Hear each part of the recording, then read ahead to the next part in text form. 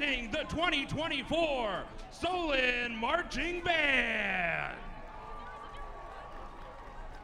Tonight, the band begins the pregame festivities with the fight song fanfare, followed by the Solon fight song.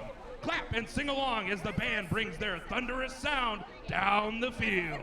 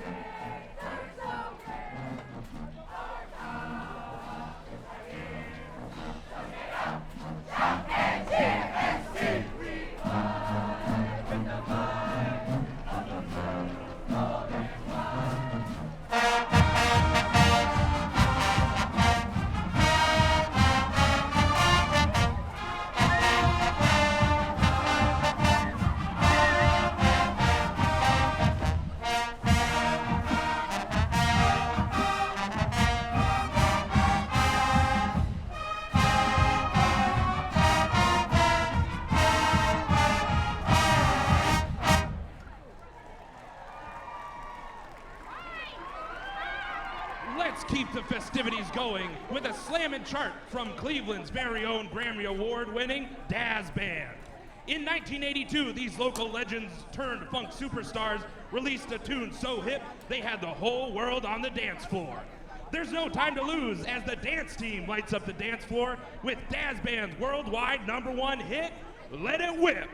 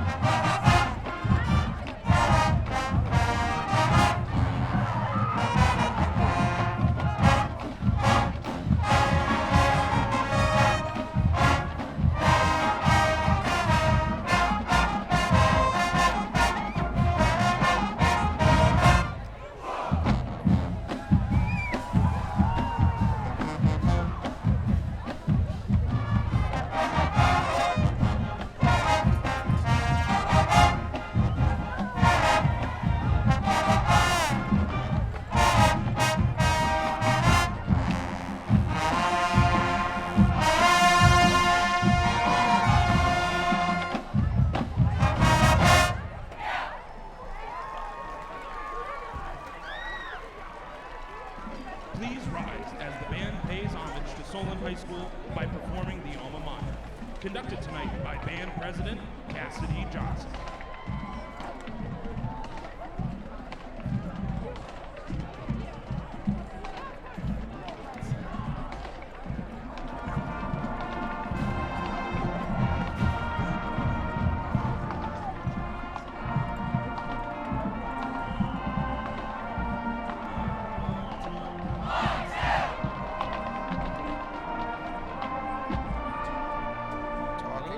Gentlemen, head coach Brian Wisniewski and your 2024 Solon Comets.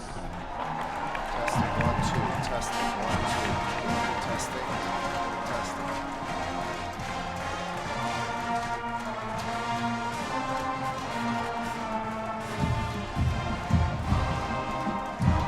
All right, let me try the other headset. And tell him I'm trying the other headset.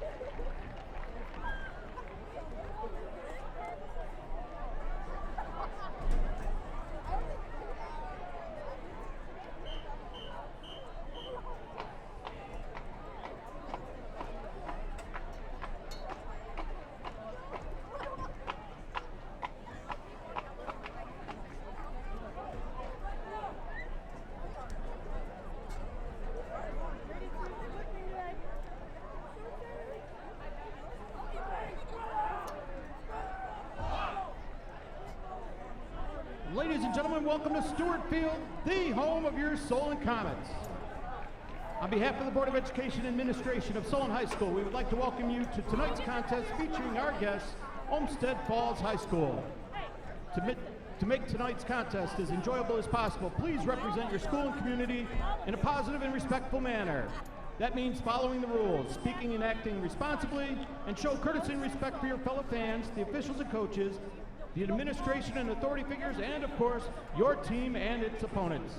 Let's make tonight's contest great by remembering to respect the game. The officials assigned to this game have been selected and assigned according to the procedures adopted by the Ohio High School Athletic Association. Tonight's officials are: referee is Pat Perry, the umpire Scott Batson, the linesman Terry Swagger, line judge is Breen Durkin, and the back judge is Pete Mullica.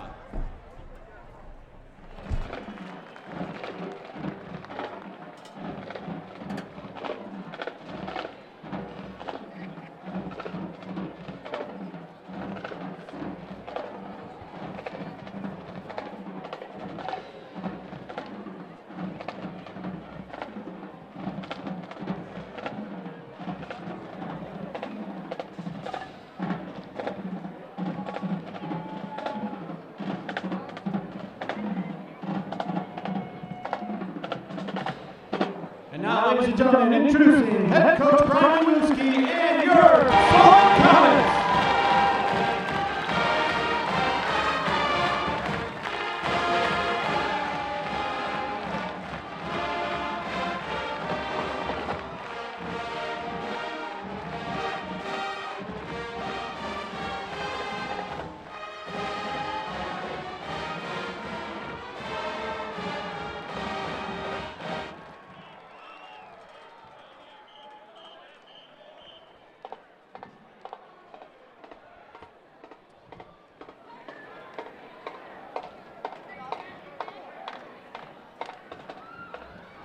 Please rise and help the band honor our great nation as they play our national anthem, featuring our senior trumpets and conducted by Assistant Director Rob Luce.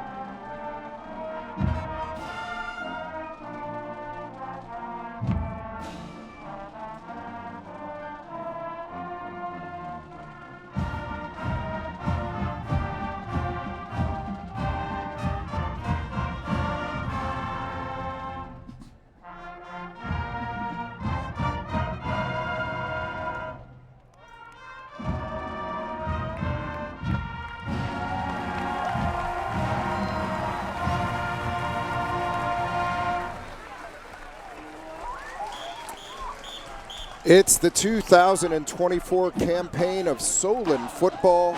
It's opening night in Ohio. We've got a beautiful night for football under the Friday night lights, about 80 degrees here at the corner of 91 in Inwood. Solon Education Television is proud to present Solon Comet Athletics. Tonight, the Olmsted Falls Bulldogs come to the corner of 91 in Inwood to take on your Solon Comets.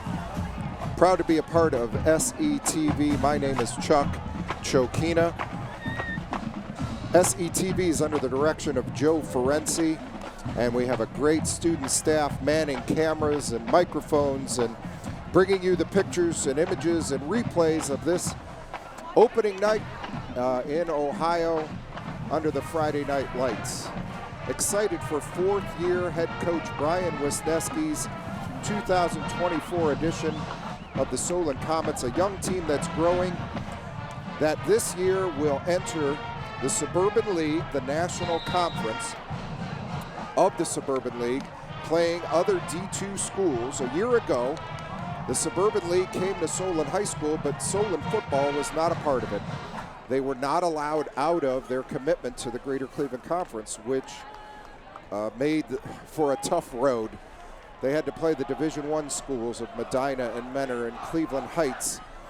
Well, this year the demographics have changed for Solon football. A Division II school, smaller in population, smaller in enrollment, and today taking on another Division II school, a school in Olmsted Falls that beat Solon a year ago 35-0 out there in Olmsted Falls. It's Cooper Walker deep with Braden Springer. Cooper Walker is going to fumble it inside his 5, now picks it up, tries to get back to the middle of the field. He's going to get it out to about the 15-yard line, and that's where sophomore quarterback Jack Sanders, number 7, will be at the helm of the Solon offense. First year at QB for Jack Sanders, the sophomore, highly regarded by his coaching staff, behind what looks to be a big offensive line for Solon this year. Solon in white pants, blue jerseys, and blue helmets. The Olmsted Falls Bulldogs in all white with blue and gold trim and blue helmets as well. They come out in a spread offense.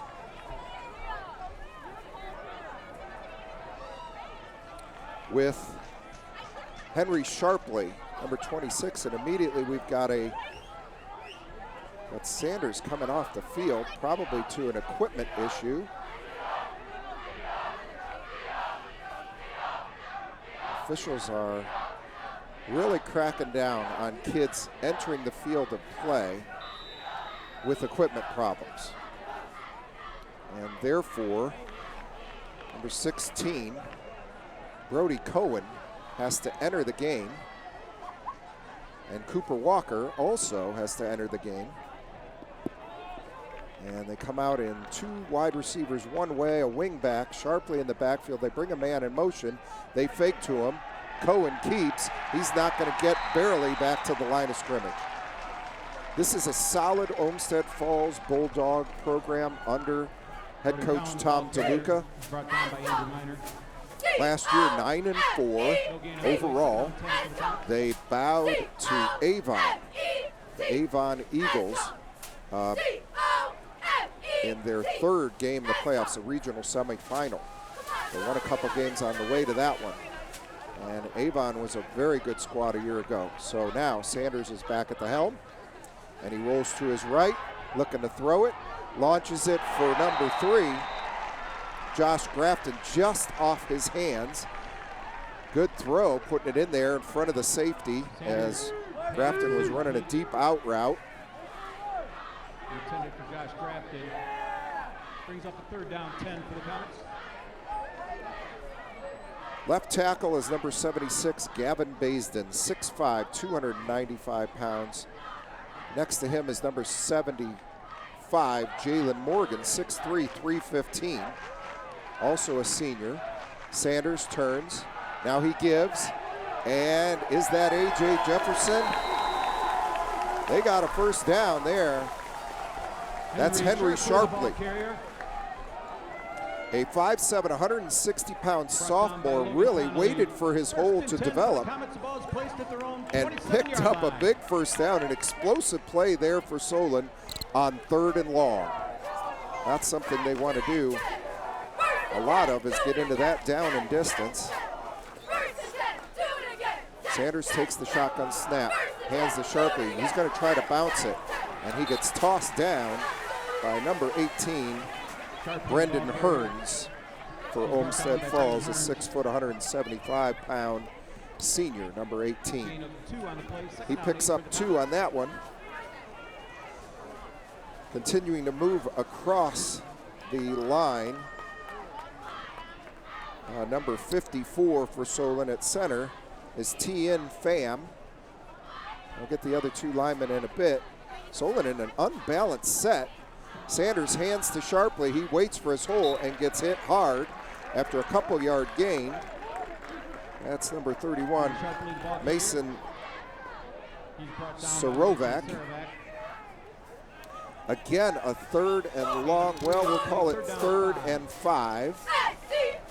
And Solon has shown here early on a couple of unique wrinkles in unbalanced sets.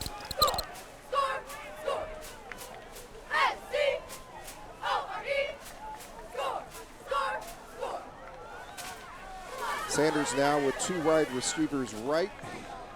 Brings a man in motion and gives to him on the jet sweep.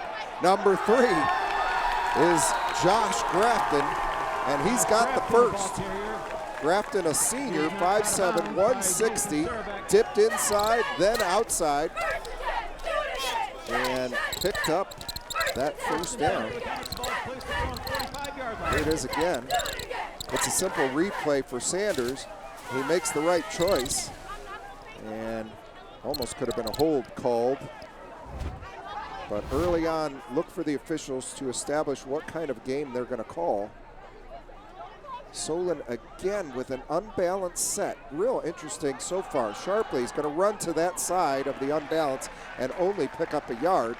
They've got a tight end out here on the wide side of the field. They've got a receiver covering him and a couple more receivers, and they try to run this way. Gain of 1 on the play, 2nd down 9 for the Comets.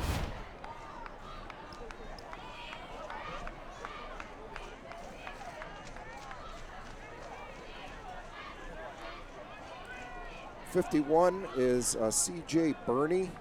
He's playing right tackle.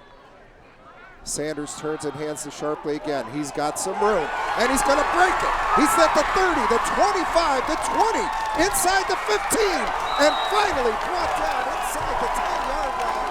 Henry Sharpley behind great blocking up front.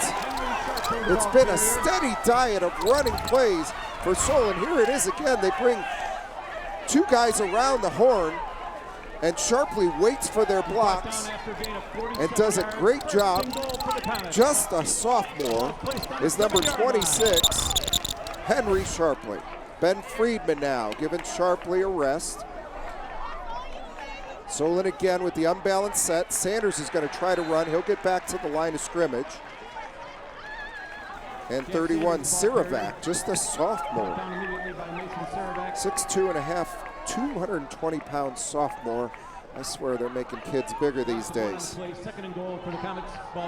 2nd and goal inside the 10-yard line.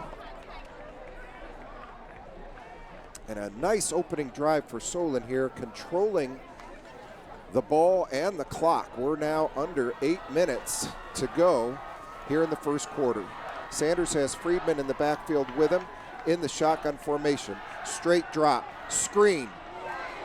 Tight end screen's only going to get a couple. Interesting play call there. The pass was completed to 87, Keshav Sivaram. This tight end group has gotten high praise from Coach Wisniewski. They are tasked, though, here on 3rd down with 7 yards to go. Gain of 1. 3rd and goal. 3rd and goal from the 7. Taking their time with this play call. Sanders has number 11, Miguel Sierra, flanked out to the right with Josh Grafton. He's got Sharpley in the backfield. Sivaram is on a wing, and Braden Springer is out to the left. And a sweep. Springer trying to get around the right side. He gets down to the 4-yard line. I don't love that spot. Decision time.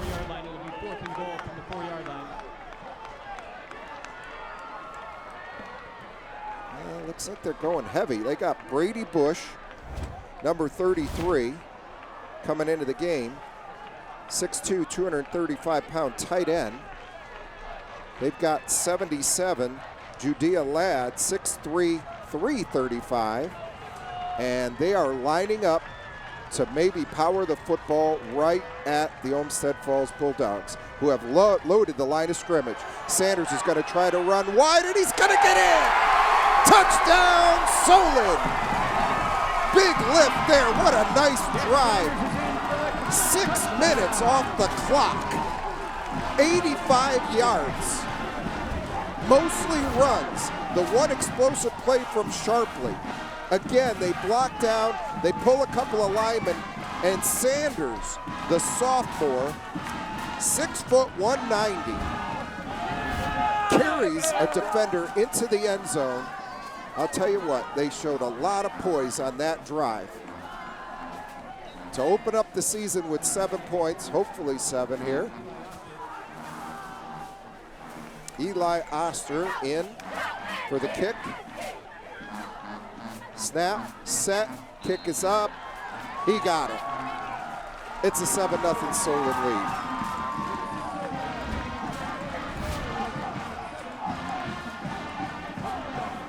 Chip shot.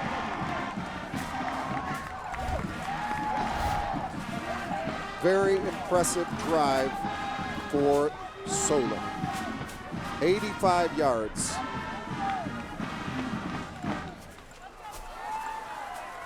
Just what the opening to the season needed. You go 1-9 a year ago, and your confidence has to be a bit shook. But these kids do what they always do. This staff does what it always does. They work hard in the offseason.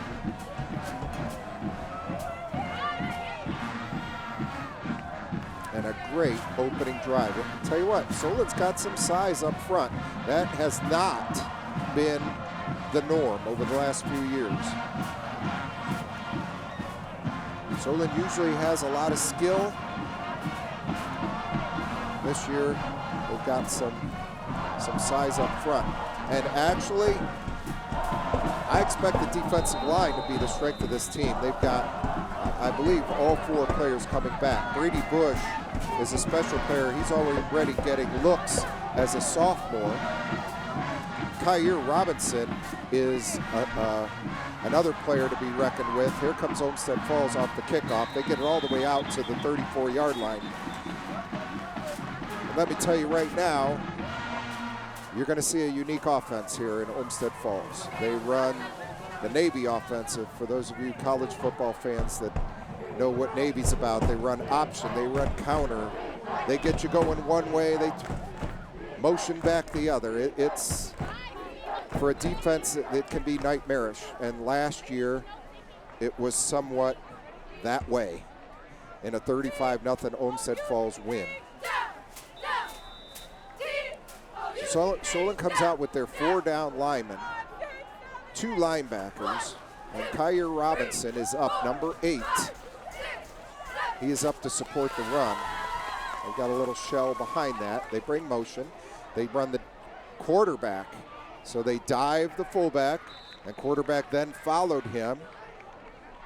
And they do a lot of reading. They will block down and read an unblocked defensive lineman, and they get 5 on first down. So what's hard is knowing where the ball is going. You've got to read your keys, and they even give you false keys at times too. Not an easy offense to stop. 2 wingbacks, a tight end, handoff inside, and they will not get the first down. Can't tell who got the football there, but Friedman was in on the tackle. Owen Singleton, a 5'11", 182-pound junior. Olmsted Falls is set up in 3rd and 2. So limit explosive plays on defense. Make them go the length of the field. Make them handle that football. See if you can't get some turnovers. They go tight end left with a slot and a wing, or another slot right, single back. They got the first. Hand to the fullback. Tell you what, that snap looked late.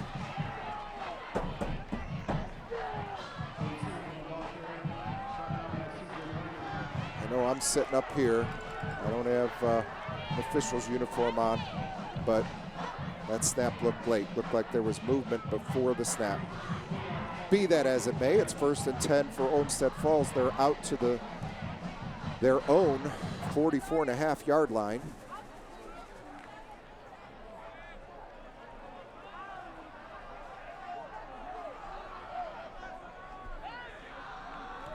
They've got a bunch set to this side of the field. Solon stands up a D lineman. Oh, and they pitch sweep and they get right around the edge. They left Kyer Robinson unblocked.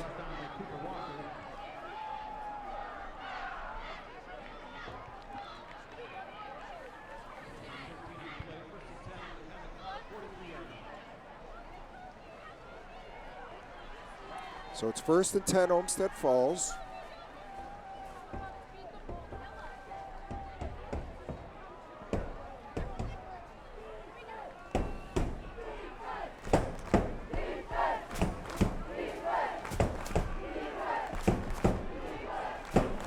They run a counter, come back the other way. Grafton is there, along with Braden Springer. Good job of staying at home, but they still pick up 5. So they get you going one way, they run pitch sweep, they counter the other way.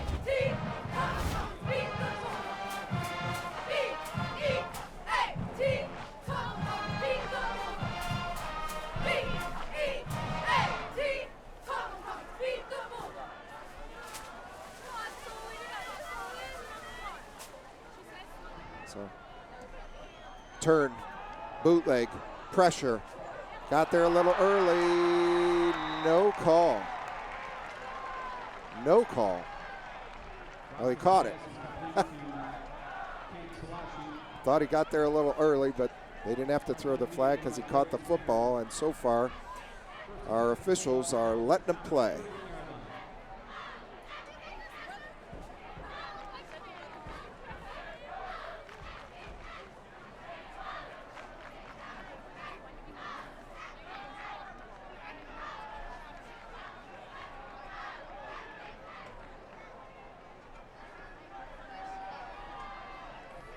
Man in motion, fake to the fullback, and Sean Richardson is there. Excuse me, that's Devon Simmons. Looked like he was left unblocked, and he did not go for that false key.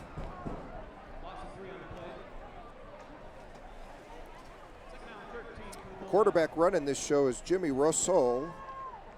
I apologize to his family. I don't have a phonetic pronunciation, but he is a senior. He's got Logan Conley, number 2, and oftentimes in the backfield with him. Right now, he's got Owen Singleton. He takes the shotgun snap. They're going to run a middle screen, and Solon's got it covered. Now he's scramble drill, and he's going to pick up. He's not going to pick up anything. He's going to lose 5. Now that's preparation. Middle screen, they saw it all the way.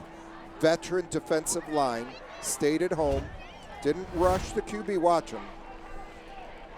Look at him falling back. So Bush goes after him. That's some good defense there.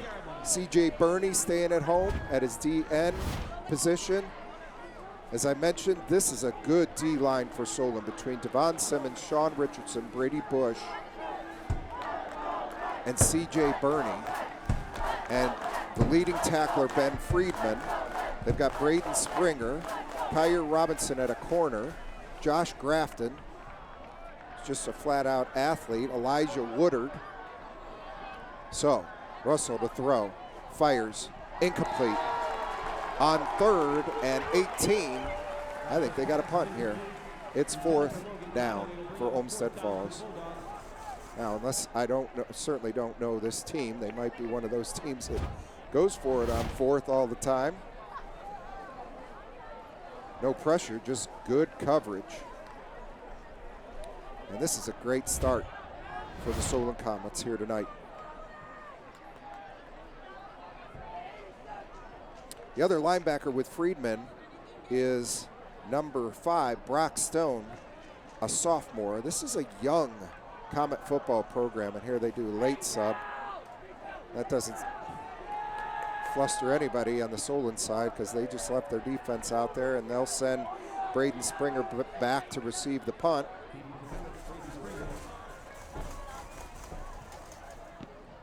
And they're going to boot it out of bounds. That's a pretty good kick. We'll see where they mark it. How about the 19-yard line? Not great. Really a net of about 21.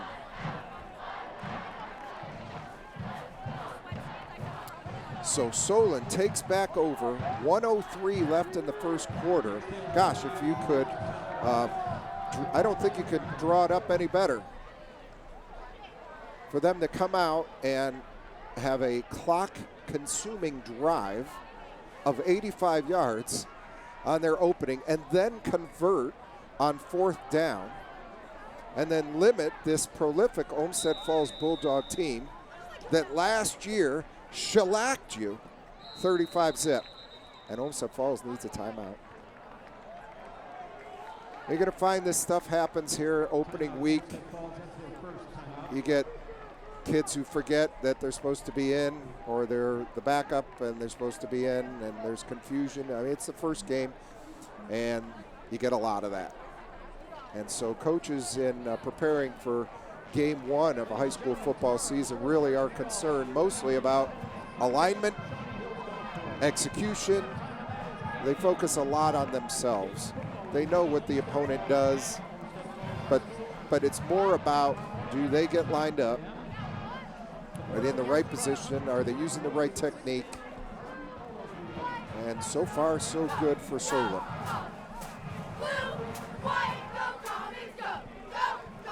And it's a whiteout tonight, folks.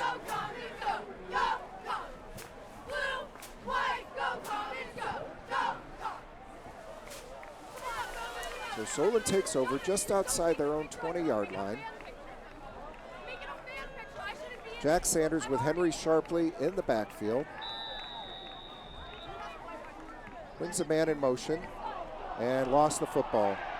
And Olmsted Falls has it.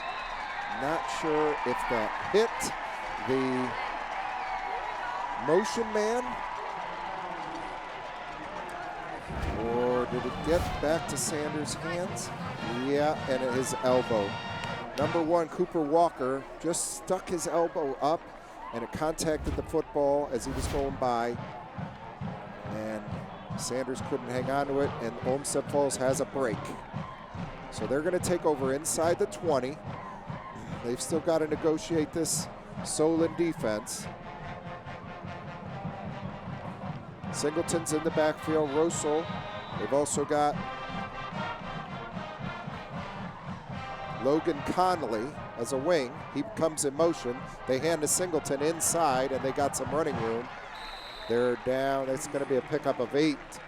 So they're going to be down to about the 12-yard line. They'll have second and, well, we'll call it 3.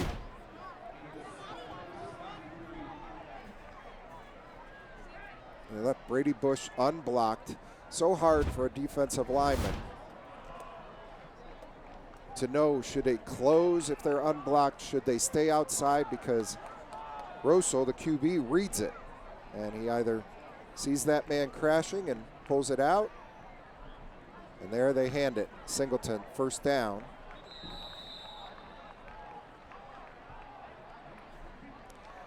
That read play that so many teams run, although, you know, Olmsted Falls runs it out of tight formations with tight ends and wings and runs more option than most teams. But that read play is like having an extra blocker, right? You can leave a guy unblocked and you can read him. That's why so many teams run it. That's the end of the first quarter. The score after 1 period of play, your Solon Comets 7, the Olmsted Falls Bulldogs nothing. We'll be right back.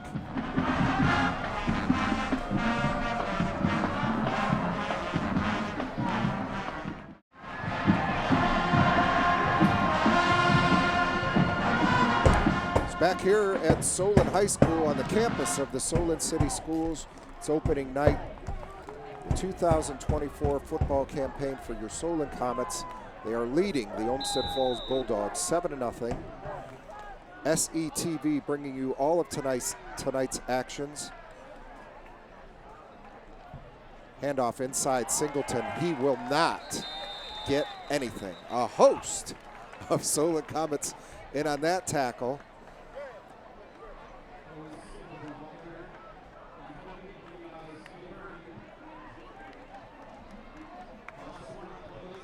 Like what I'm seeing out of this defense. This is not an easy offense to stop, and Olmsted Falls just went to the well there 3 times in a row and tried inside handoffs to Singleton.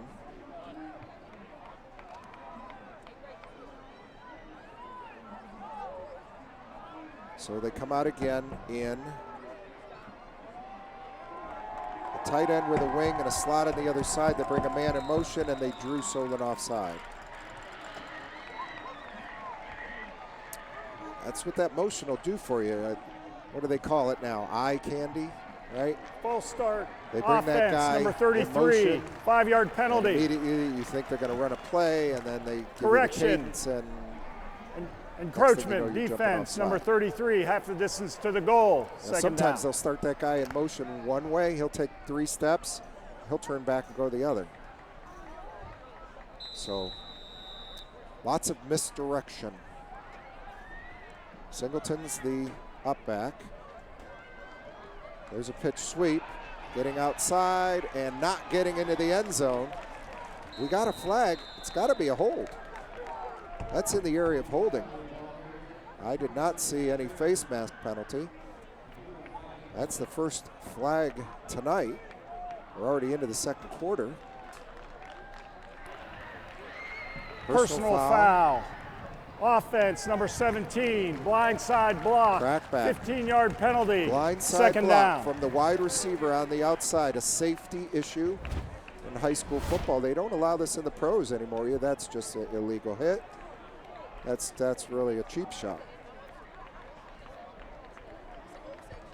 Are you at Yeah, they deserve at least 15 on that. I mean, that's a rule that's been in play, in force for a number of years now, and that receiver just blatantly, okay, first game of the year. We don't know about intent, but illegal block sets them back 15 yards to the 19-yard line, and it's 2nd and goal. This defense is playing like they are a veteran squad. You know, when you have a defensive line like this and you're playing behind them, it makes life a lot easier. Bring a man in motion, give to the up, nope, quarterback keeps, trying to get wide. Good closing speed there by number 1, Cooper Walker. Safety. Not big, but fast, 5'8", 155 junior. Sure tackle there. It's a big stop, because if he escapes Cooper Walker's tackle there, he's got something. So there's that option, that read option that they like. And they've got to get 14 yards, and it has not been easy sledding.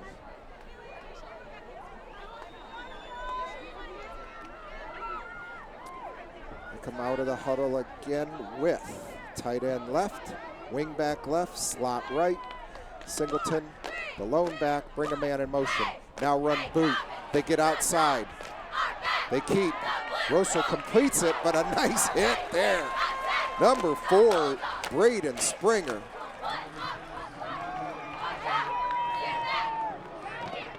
It's 4th down. There's the bootleg. There's more misdirection, right? And Brady Bush was unblocked, but when you're looking at all those play fakes, it's hard to know what to do. And Brady Bush is already getting college looks as a sophomore, and Olmsted Falls is setting up in a field goal formation. It's interesting because Solon went for it on the 4-yard line, and here's Olmsted Falls wanting to kick it. Snap, spot, kick, up, and it's good. That'll make our score 7-3.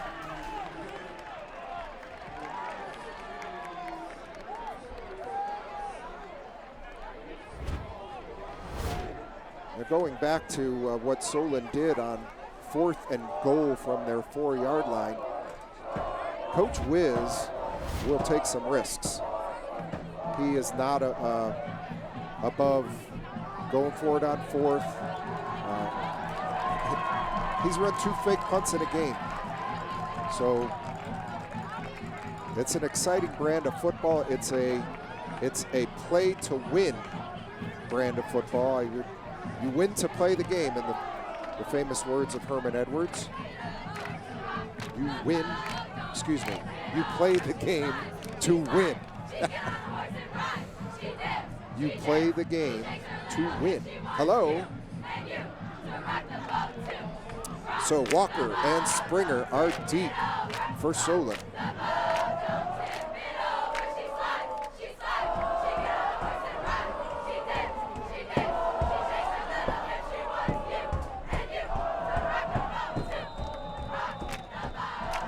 Kicker for Olmsted Falls is number 24, Colin Kaufman. He kicks it high and short. Springer's going to take it. 15, 20, 25, 30, 35, 40, 45. Out to the 46-yard line goes Braden Springer. That's got him thinking if they're going to kick it deep again. Here early in the year, you don't really know about those returners until you play a few games. And that was a high, short, returnable ball, and Braden Springer did just what you're supposed to do with that. He got it all the way out to the 45-yard line. So Solon now comes out.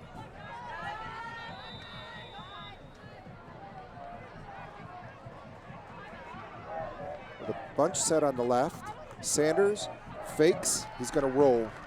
He's gonna throw. Oh, that's gotta be an interference. And these guys are not throwing flags. They are not.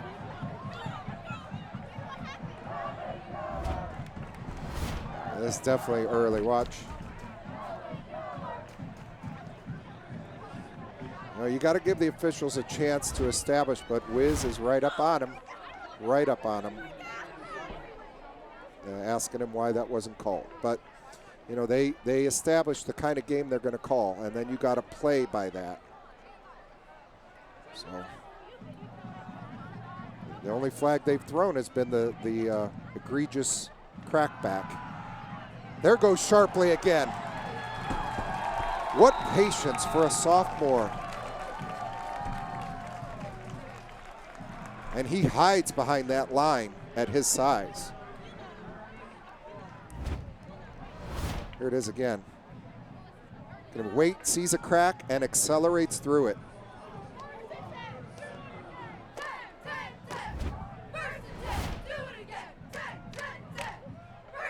Good little back, and Henry Sharpley. Knock on wood, let's hope he stays healthy. Got two wide receivers right, a slot back, single receiver left. Sharpley gets a fake, Sanders keeps, can't get back to the line of scrimmage. I think he did the right thing on the read there. Olmsted Falls had penetration on that inverted veer. We do get a late flag. And I think we've got a little extracurricular on the Bulldogs.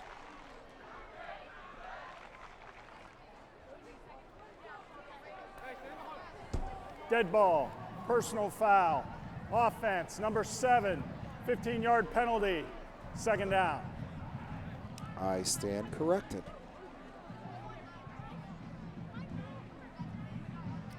Called on Solon. I didn't see it. Happened after the play.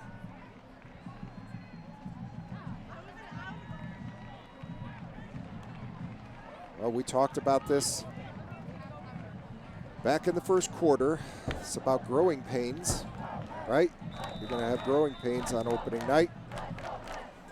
Got young players, and they got to go through stuff before they can really play with poise and character. Sanders in the shotgun. Takes the snap and hands sharply. Left guard gets about 6. It's going to be third and a lot. third. It's got to be about 18, 19.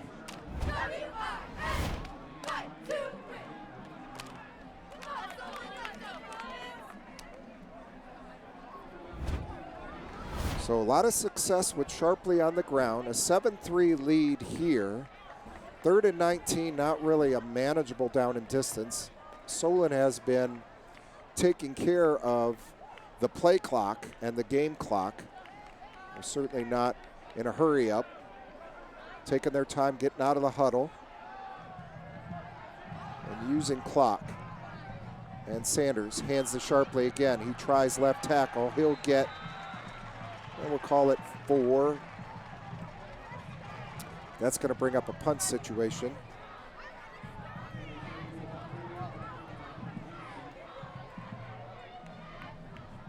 But again, Coach Wiz is letting that clock run. 40-second game clock.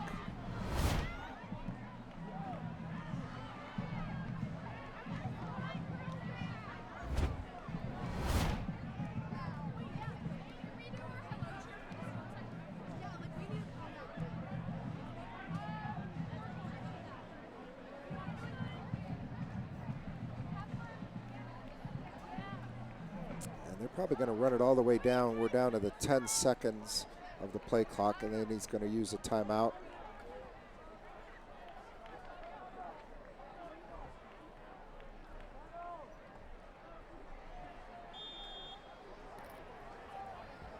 Delay a game, offense, 5-yard penalty. And they're going to take the 5. Down. They're going to hang on to the timeout and take the 5-yard penalty and now punt it.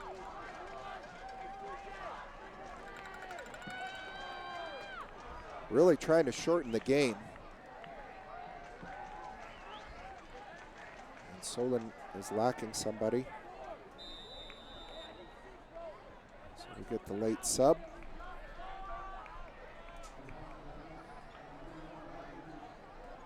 Carter Wendt is in to do the punting for Solon. Good snap. Wendt kicks it high. Takes a Solon bounce. This is looking good. Inside the 5 and down.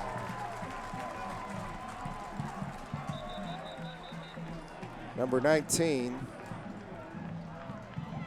Spencer Kramer. We have a flag. It's looking like it's against Olmsted Falls.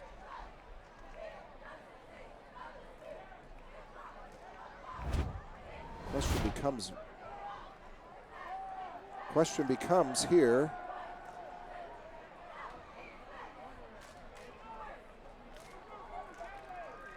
Is it 15 yards from the line of scrimmage, or is it going to be set him back half the distance to the goal line and change possession?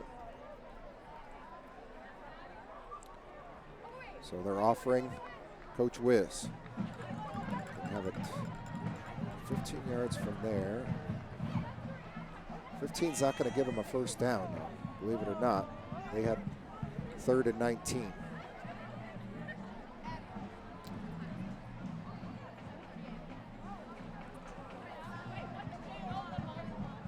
So I think he's going to pin him deep.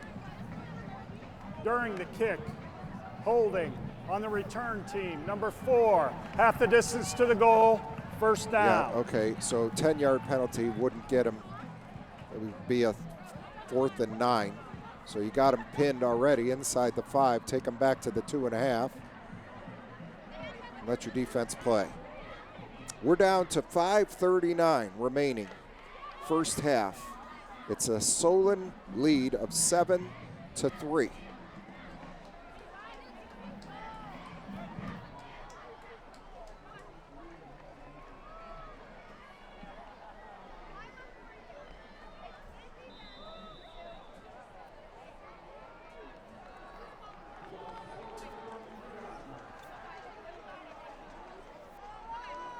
Solon's got 5 D linemen in the game. Michael Fry comes in. Handoff to Singleton inside. He does not get out to the 5-yard line. So we'll call it 1-yard gain.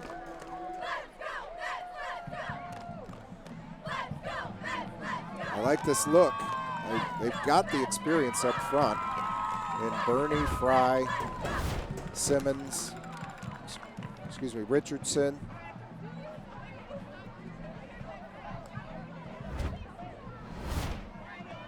Yeah, Simmons and Bush. It's a good D-line. Pitch sweep. No room. Maybe 3. Kyer Robinson came up, as did Brock Stone. Great name for a linebacker.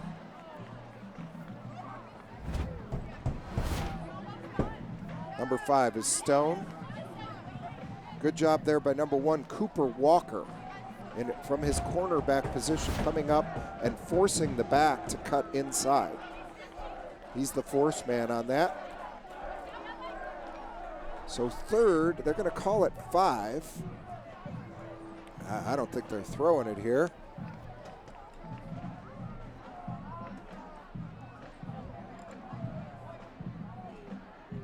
Osalt brings a man in motion. They run a counter. And Kyer Robinson is there. And they stopped him short.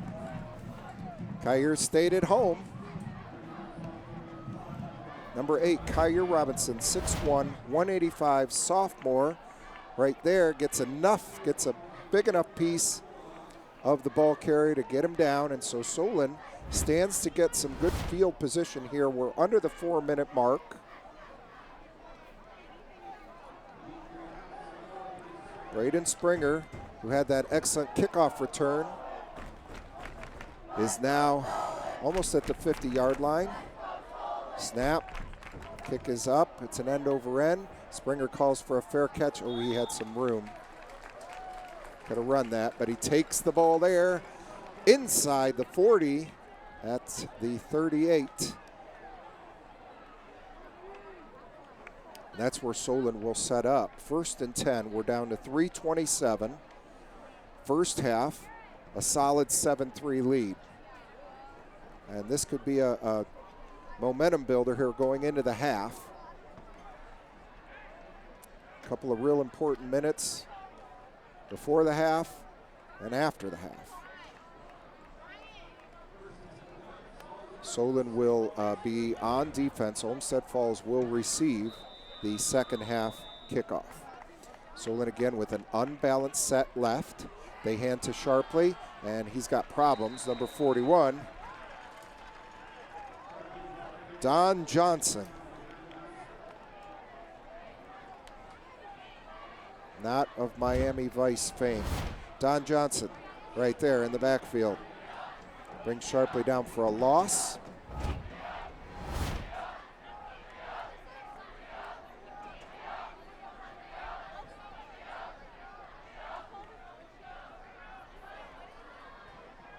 Brady Bush in at tight end.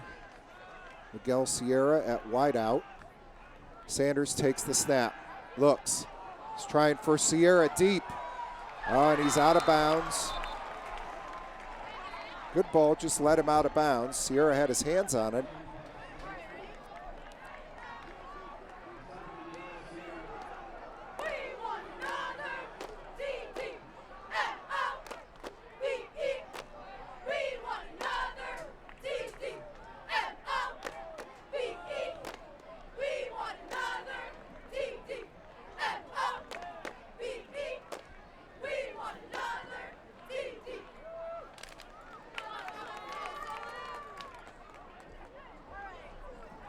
Again, Solon taking their time, running the play clock down. We're down to 2:42 after the incomplete pass. Sanders going to try to run himself. Lots of traffic, and he's not going to get anywhere.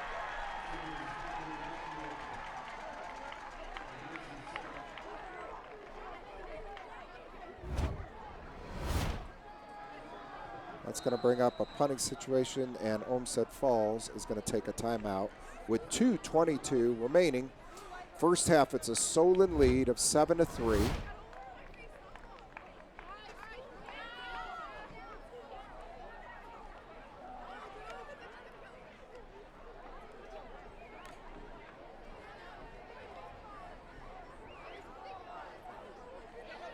They're in a 4th and 18. similar position to what they were just a short while ago before the punt that was downed inside the 5.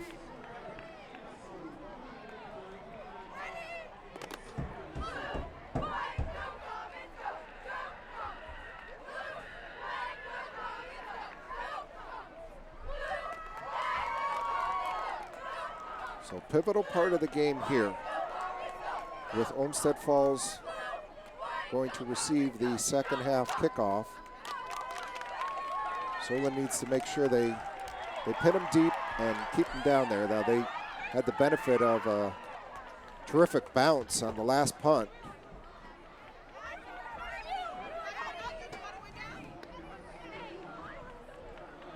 Carter Wendt is on to punt the football.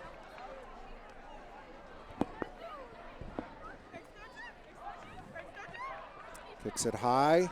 Fair catch is called for and made at the 15-yard line.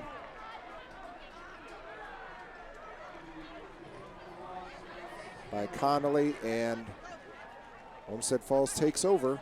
They've got a mere 2:17. This is not a passing offense, folks. This is a run-first offense. So spreading it out and throwing the football from sideline to sideline is not Olmsted Falls' game. So again, Solon, 5 defensive line. Bush, Simmons, Fry, Sean Richardson, and Bernie. Man in motion, counter. He's got a little room. Number 4, Braden Springer comes up. Knocks him out of bounds, but not before about an 8-yard gain. Again, Solon doing a good job of staying at home. And that D line, and there's 5 of them in there, they're going to force you to bounce it.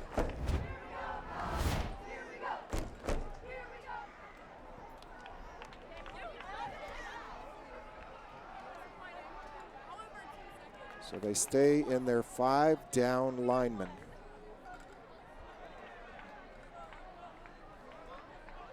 Motion, late snap, handoff up the middle, nothing.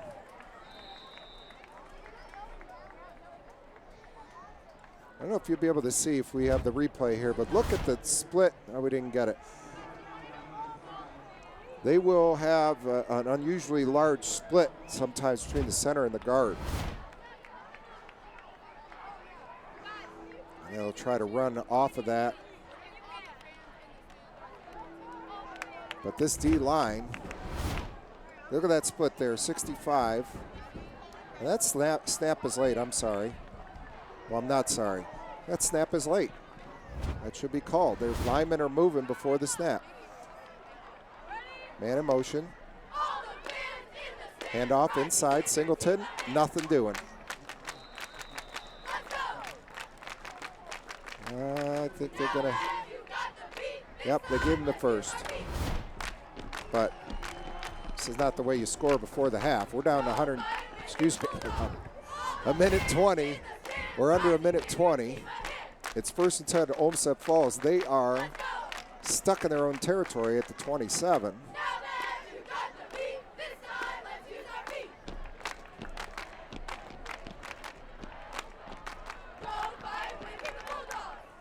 They drop back to pass. Wilson throws it out, completes it, and getting out of bounds is number 17, Jaden Byer, senior. Pick up the first down. We're under a minute, 55 seconds in the half, and Solon now goes back to their 4 down and 5 DBs.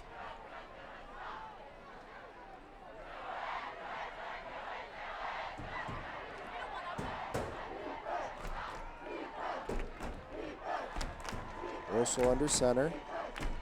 Hands to Singleton. No, kept it up. Face mask. There it was called. His head yanked a little bit, so it's probably going to be a personal foul. But again, young players, right? It's a young player reaching up and grabbing that face mask. Personal foul, face mask, 15. defense, number 23. 15-yard penalty, first down.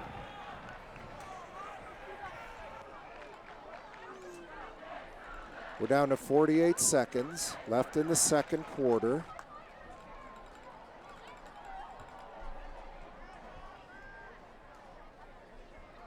Olmsted Falls with just one timeout left. Solon stays in their 4-2-5 defense. Russell under center. Brings a man in motion, hands to Singleton up the middle. He does not have much. Missed tackle, though. He winds up picking up 5, and that clock is ticking. They're going up to the line of scrimmage. 36 seconds and counting. 2 guys in motion. That's not going to work. You can't do that.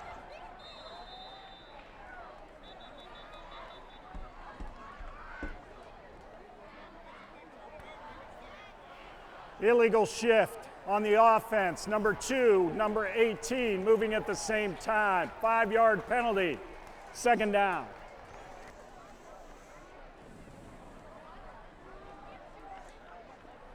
It's opening night for Olmsted Falls as well, right?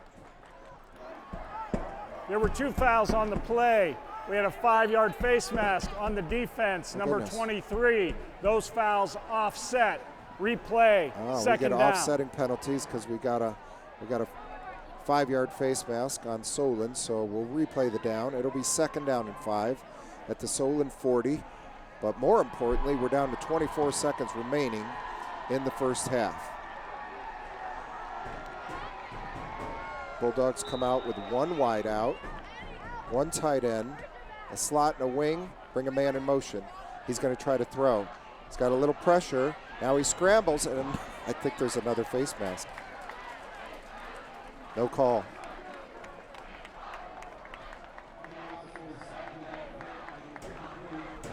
He missed that one. The clock's going to run out. Here, we'll take a look at the miss. Watch his head turn. Right there. Got away with it. So we'll go into the half. Your Solon Comets lead the Olmsted Falls Bulldogs at half, 7-3. Stay tuned for the Solon Band and more action in the second half.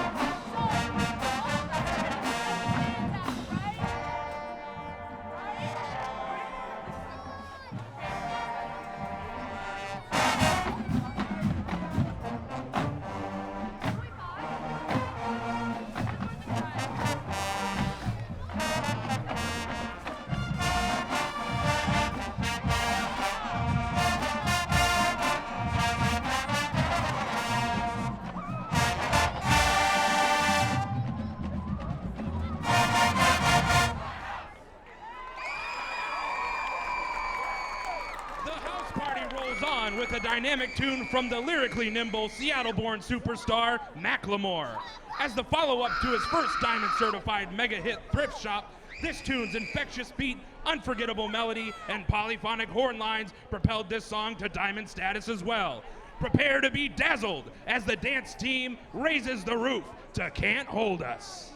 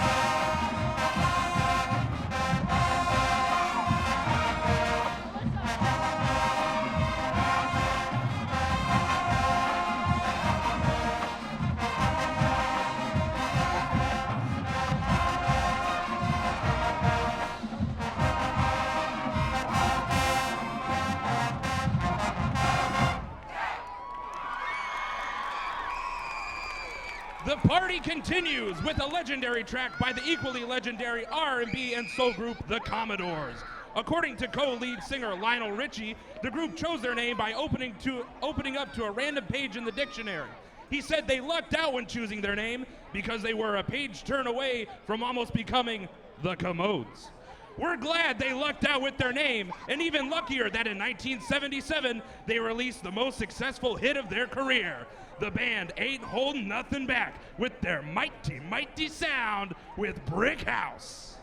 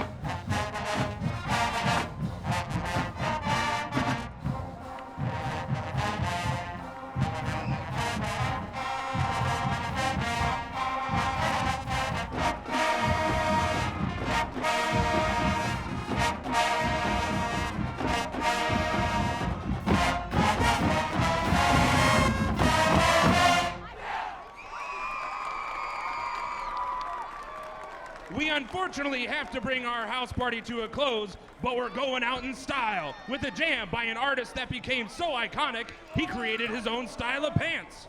With a little help from Rick James, MC Hammer took over the airwaves in a flash during the summer of 1990 with a beat you can't touch. Dust off your hammer pants and dance along with the band as they bring the house down with You Can't Touch Us.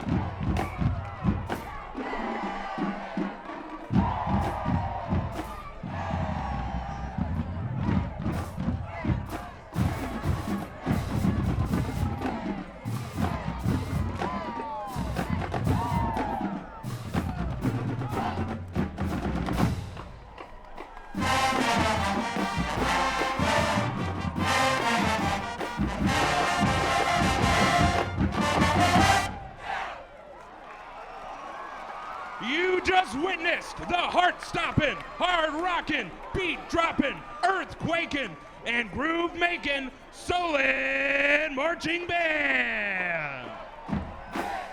The Solon Marching Band is under the direction of Mark Malden with dance team advisor Tina Yule and drumline instructor Jenna Lee Quillen, along with assistant directors Rob Luce, Jerry McDougall, and Trent Siebert. We hope you enjoyed tonight's performance and have a great rest of your evening. Love is the answer.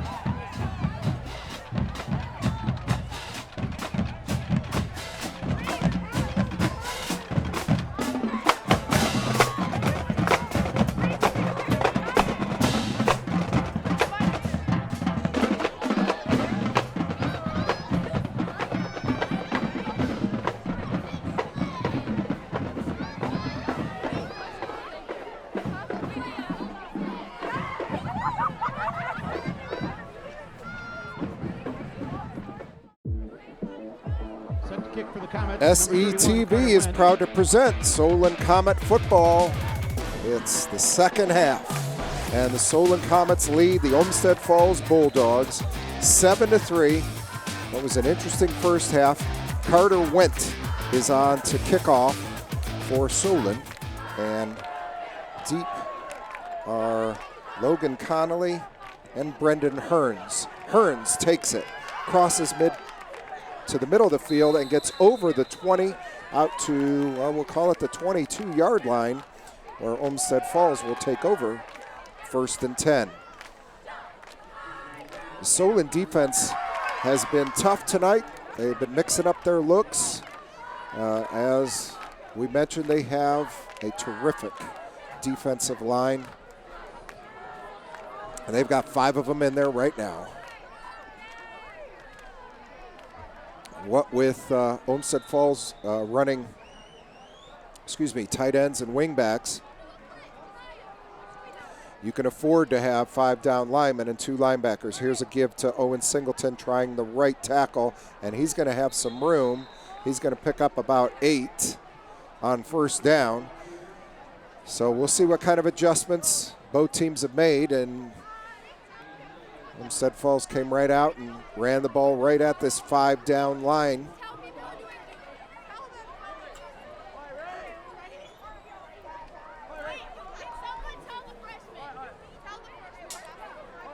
Now the Bulldogs come out with an unbalanced set. They've got a tight end and receiver and 2 slot backs here to the wide side of the field.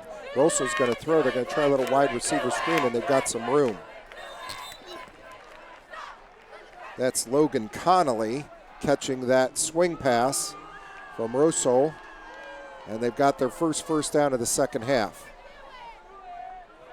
Certainly not a hurry-up football team. That first half went by pretty quickly as both teams used clock. Nobody was running the hurry-up. When Olmsted Falls tried to hurry up to the line of scrimmage, they got an illegal shift. They had 2 guys in motion, so it's really not their game. Wing back left, slot right, man in motion, late snap, handed. They had me fooled, and they run an option, and Hearns runs out of a tackle from Brock Stone and picks up, well, we'll call it 4. I was fooled on that play fake. Tell you what, Richardson did a good job there of taking both the dive back and the quarterback. 53. I will get this right. Devon Simmons took the dive back and the quarterback and made him pitch it. 2nd down and 6. Olmsted Falls hands to the up back Singleton. He's got some room, and he's brought down by Bush.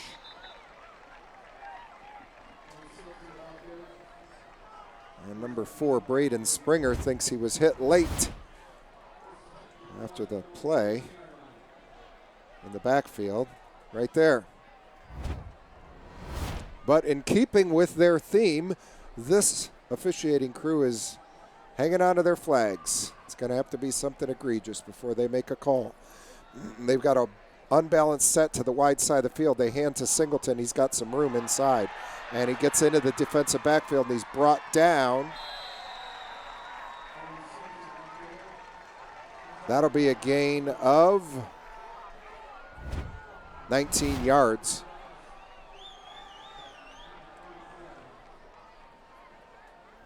A little high. One of the defensive line was a little high and got driven backwards. That's something else. They want to peer into that backfield, and when you get too high, you're going to get put on skates. Again, 5 defensive linemen, 2 linebackers. Late shift, handoff inside. Singleton, some room, brought down by Bernie.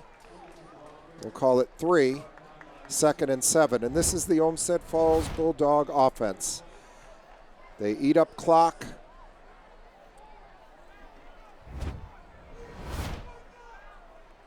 It's dive, it's option, it's counter, and the occasional bootleg.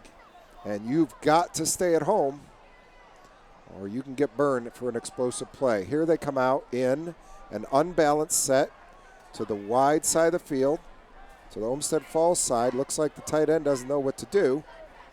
Rosel's going to drop and throw. Rolls to his right, fires, it's caught. Wow. Good coverage by number 3, Josh Grafton. The ball looked to be behind Logan Connolly and was still caught. Take a look again. He throws it. Grafton comes off his man. And you know the QB does a good job there, because if he leads him, Grafton's going to get that. But he threw it on his back hip, and it kept it from being picked off. That was a close play. That's going to make Olmsted Falls run the ball again. They got a counter to the wide side. Hearns has some room, and he's going to get knocked down at about the 7-yard line. Like we said, it's option, it's dive, and then just when they get you going one way, they counter you the other, and that one was successful to Brendan Hearns.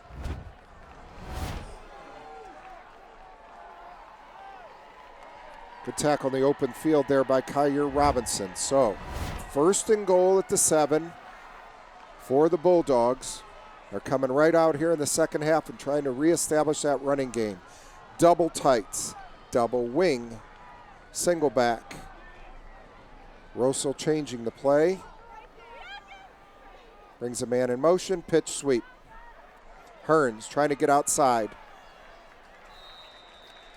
Brought down at the 4 by Brady Bush.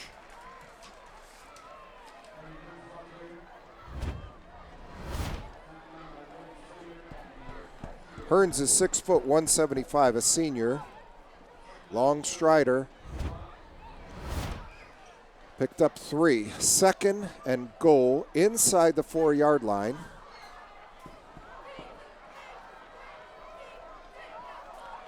They are unbalanced right. Motion that way. Hand inside. Singleton tries to push the pile, and he's going to get stopped at the 1. Got to stay low here, D-line, and they go right up to the line, trying to catch him by surprise. Same set, motion, handoff inside, and he's stopped. Good penetration there. Devon Simmons, 53 in front of that. It's 4th down. They are at the 1. So they try to get up there quick. That time the Bulldogs offensive line was standing up. Lower guy usually wins.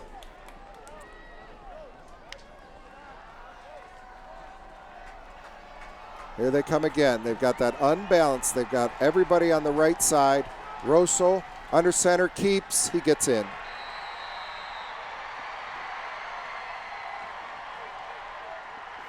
So the Bulldogs come out and reestablish themselves on the ground and move the ball effectively.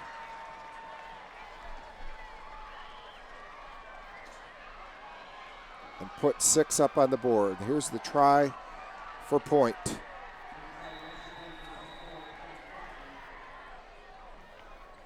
Callan Kaufman, high snap, but he manages to kick it through.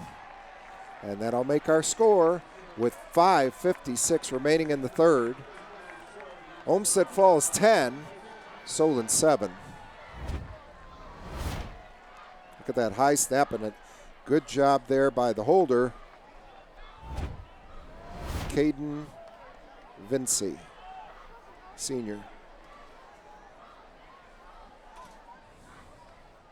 Well, first half, after the Olmsted Falls field goal, they kicked one high and short, and Braden Springer got it out to, I want to say, the 49. So I will. Well, let's see if they kick it deep here. Springer's back there again with Cooper Walker, or if they decide they're going to Squib one.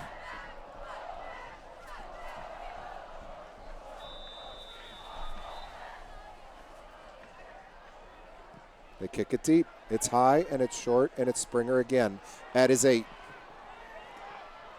Trying to get outside. He does. 30, 35, cuts back, 40, down at the 43. They likely won't do that again. Oh, but he's come up lame, unfortunately.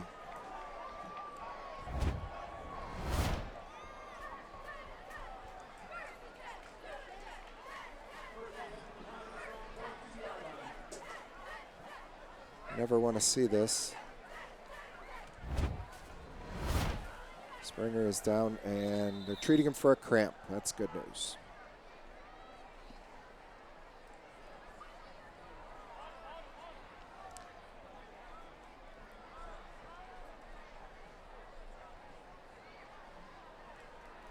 Yeah, cramp's pretty common. I mean, it was 80 degrees at kickoff.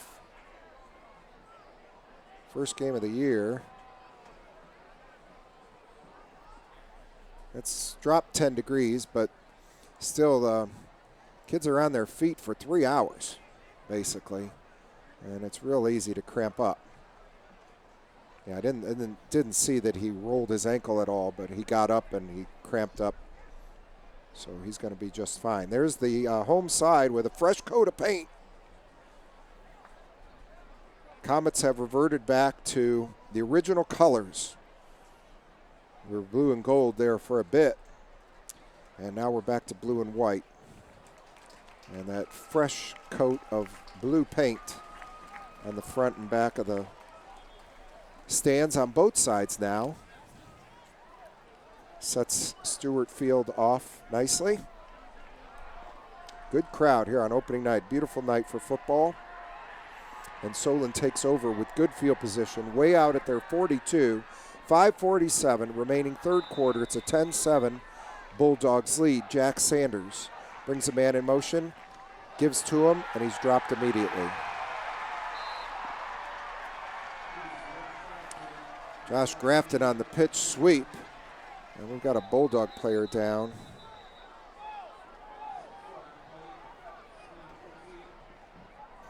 And it looks like he's got a cramp.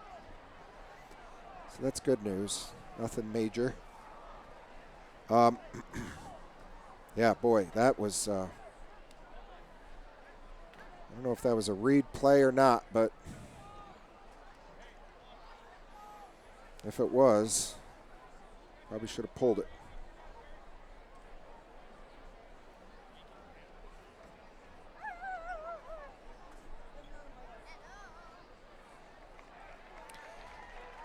Oh, so Brendan Hearns is up on his feet. Good news there. It's second down and 14 for Solon at their own 38. First half saw Henry Sharpley gain 122 yards on 9 carries. He is in the backfield with Jack Sanders. Sanders rolls, looks for Christian Nelson. He's got it. He's got a first down. Nice little hitch. Well, they say he stepped out at the 50. I thought he got more than that. Nope. Out at the 50, so it's 3rd and 2. Got to be 4-down territory here. Sierra and Nelson set out to the wide side of the field. Sanders takes the snap, hands to Sharpley. Sharpley's got the first down.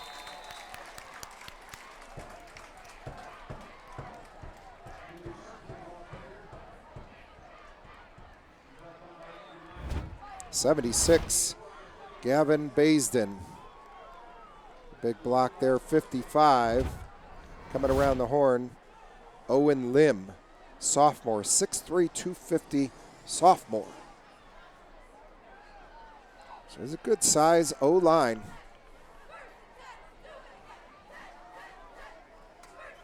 Brady Bush in at tight end.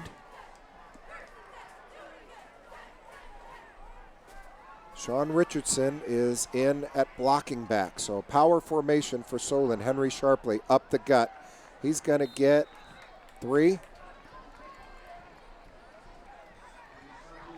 This is kind of whatever you can do, we can do better. Solon trying to establish the run. They're getting movement.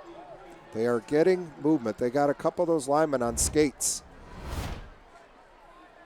That's a big group for a Division II football team. Richardson in at blocking back. Sanders to throw. Pitches it out. That's Christian Nelson. Junior, 6'2", long strider, 170 pounds, good hands. Nice safe throw. Run one guy deep, let the other sit underneath. Safe throw. Roll him to the short side of the field. Again, Richardson in at blocking back. Sanders fakes. Now he goes deep. And he missed Cooper Walker. If he leads him a little further to the outside, he's got him. Walker had a step, but the ball was back thrown to the inside. Might catch it here. Right there. If he leads him more toward the goalpost, he's got it. So they took a shot there. Gutsy call on 1st and 10, especially since they've established the run pretty well to start the second half. Hand off to Sharpley. Sharpley off left tackle, keeps his feet, gets it to the 30. We're going to say 3 yards, 3rd and 7. This is 4-down territory, so you can run the ball here.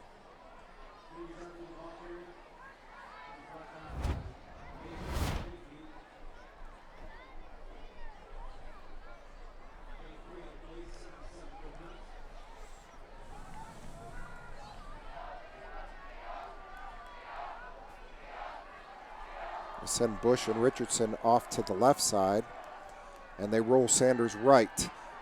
And he's going to throw it, and it's incomplete.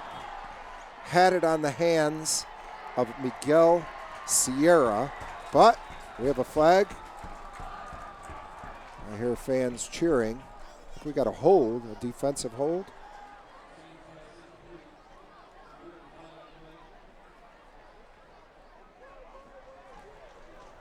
Holding on the defense, number 31, 10-yard penalty, 1st down.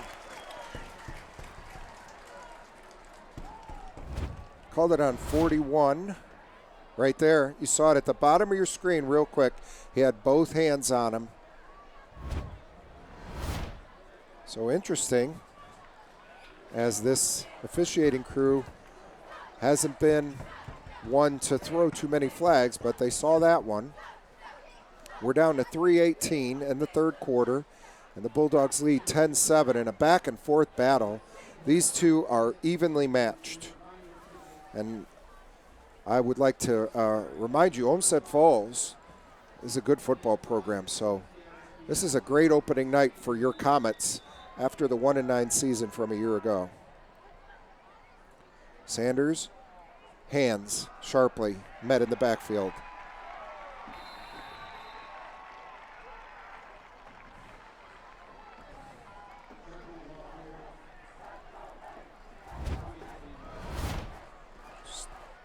Too much penetration up front. They had 5 D-line, it appeared to me, that time.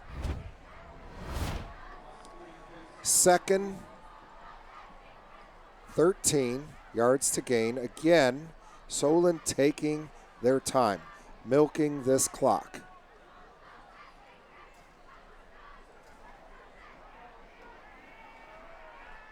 They bring Bush and Richardson off to the left. They shift Sharpley also to the left, and Sanders takes it, looking to run a screen. Sharpley's got it, middle of the field, and a good open field tackle there by number 7, Nate Rybnicki. Right there, 7. He doesn't get him. He gets the first down and more. It's 3rd down and 8. The clock continues to run. Keshav Savaram is in at tight end.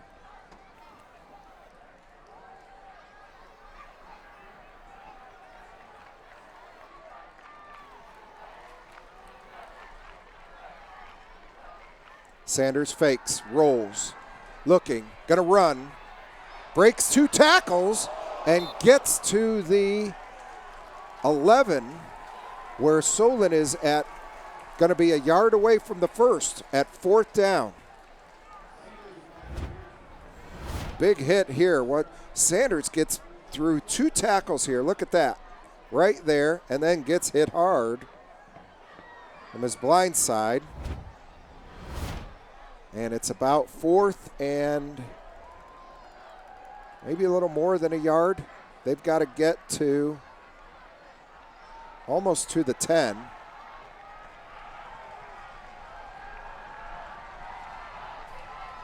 So they need this first. We're down to, the play clock is down to under 10. Sanders in the gun. Takes a snap, gonna keep it himself. He's got the first and more. Hang on to the football. He's down inside the 5 and moving the pile.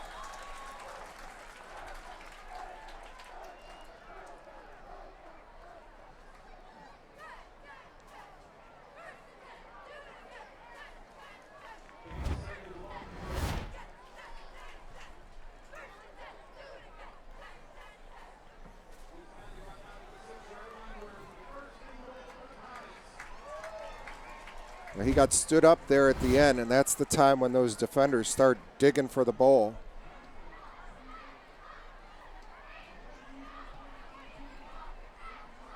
So it's 1st and goal. The 3rd quarter is about to run out. They could let it run all the way down if they want. They snap it. Sanders on the roll. He's got a man. He's got 6 points.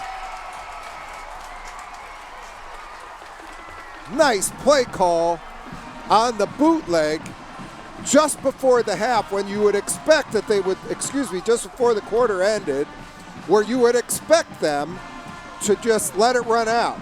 So they went to the line and they run a boot and they catch you off guard. And that was like stealing there.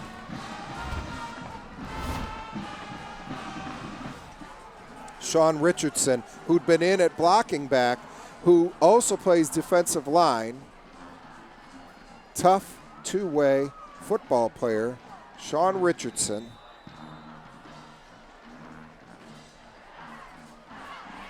He's 5'10", 220. He's a senior. Oster is on for the extra point to put the Comets up 4. High snap. He got it down, but it was blocked.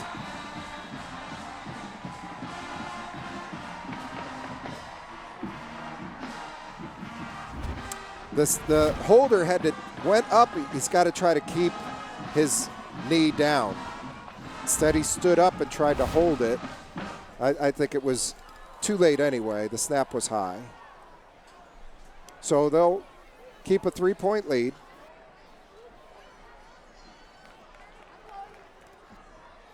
And we will start the 3rd quarter with Solon in the lead.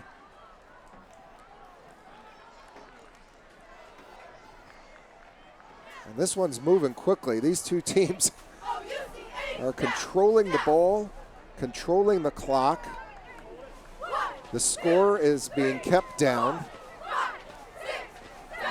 And it's becoming, as it often does, a battle of conditioning. Now, there are a few kids that go both ways for both these teams.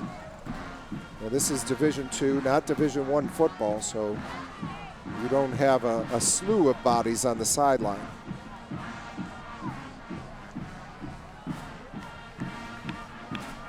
Carter Went will be on to boot it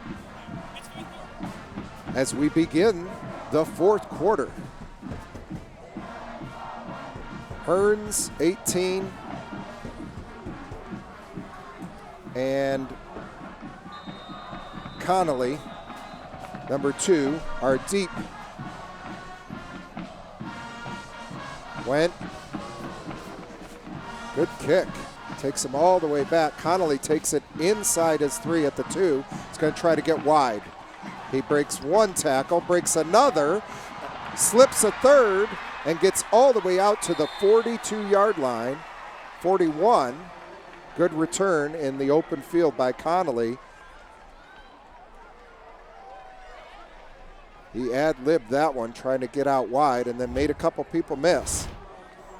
I don't think this kick is supposed to go right, but he gets outside there, breaks Friedman's tackle, breaks another one from Sharpley, gets a block, cuts it back, and finally it's Cooper Walker hanging on for dear life, but he brings him down. So 1st and 10, Olmsted Falls. At their own 41.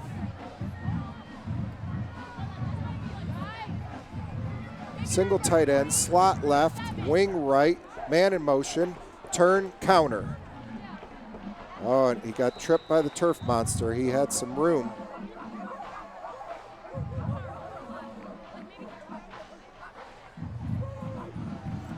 That's Hearns. He had a cramp earlier. He may have another one.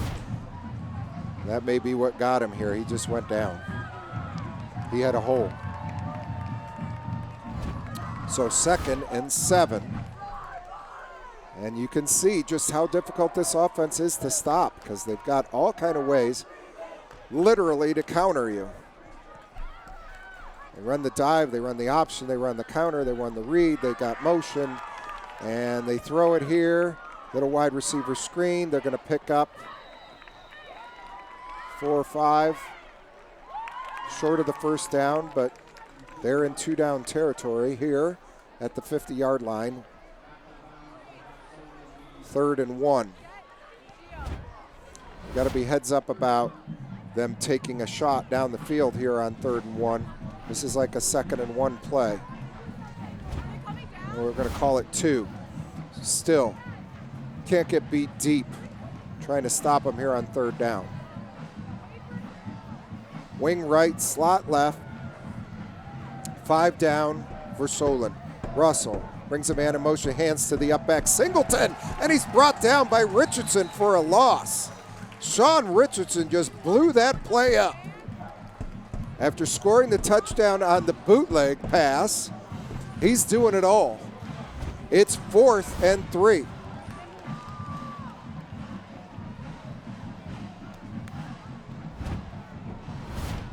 Solon stays in their 5 down. Now late, Olmsted Falls runs the punt team on the field. Stay on sides here. Interesting. Snap, and there's the punt.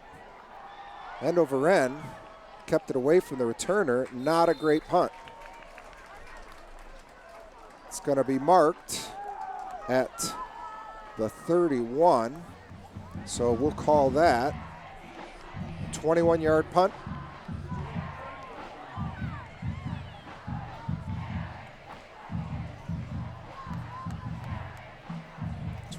Yard punt. I mean, they didn't even flip the field there.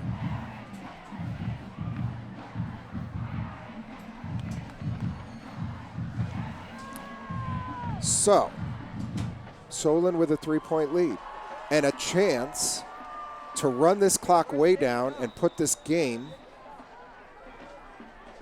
more closely in their hands. Here's Sanders in the shotgun, hands to Sharpley. Sharpley bounces, 2 hands on the football, and he'll get brought down. Kind of turned his ankle.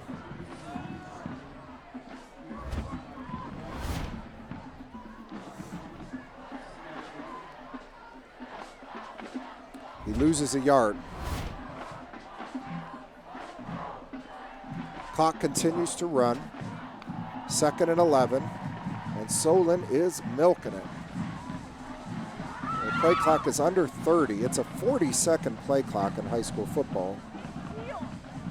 And they are in absolutely no hurry. It's a great strategy against a team like Olmsted Falls that needs time on the clock to score points. Sanders keeps up the middle on the inverted veer. He's going to pick up 3 or 4. Yeah, less than that, maybe 3.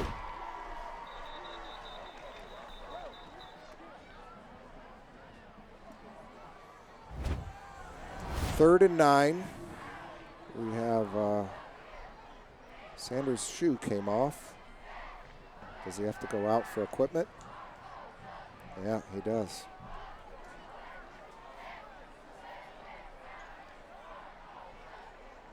So Brody Cohen comes in, number 16 at QB on a pivotal 3rd and 9. And that's going to make this call tough. Tough because do you ask the guy who's been sitting to throw the football? Maybe you roll him out. Maybe give him a bootleg. You know, you roll him out and give him a short side of the field to read. It's a much safer throw for him.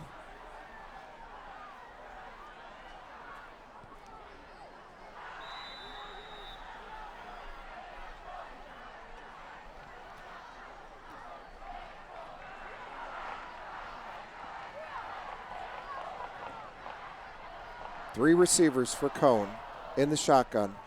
Hands to Sharpley. He's not going to get to the line of scrimmage. The ball is okay. I thought the ball was loose.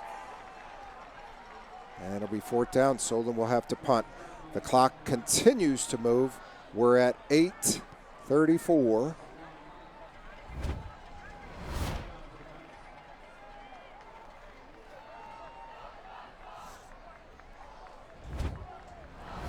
Connolly and Hearns are deep. Carter Went. He's got a big leg. Good snap. High kick. Knuckleballing. They let it bounce. They didn't want any part of that. Neutral bounce, but a good kick. And Olmsted Falls takes back over at their 34. 8 minutes, 7:59 remaining. 4th quarter. 13-10, Comets lead.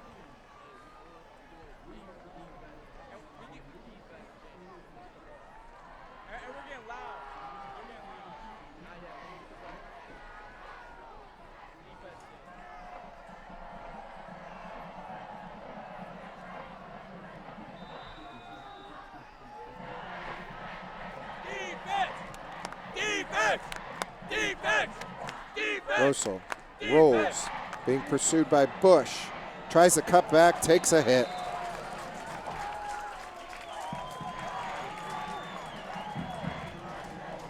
Brock Stone got him, as did Brady Bush. He only got a yard.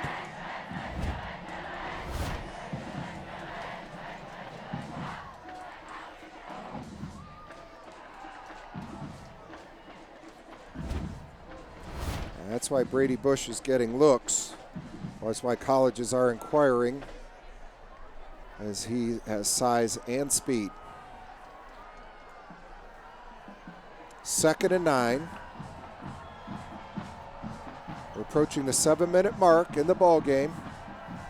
And the Bulldogs come out of the huddle. 5 down for Solon. They bring Hearns in motion. Rossel going to roll to his left. Has pressure, tries to throw it out in the flat, and it's incomplete. Interesting that number 1, Cooper Walker, the corner, came up and put the pressure on Rossel. Watch, Rossel's got the edge. And there's Cooper Walker coming up. They just roll the coverage to that side of the field. And it allowed for the corner to come up and put pressure, and Rossel had to release it quickly, moving to his left as a right-handed QB. 3rd, and we'll call it 8.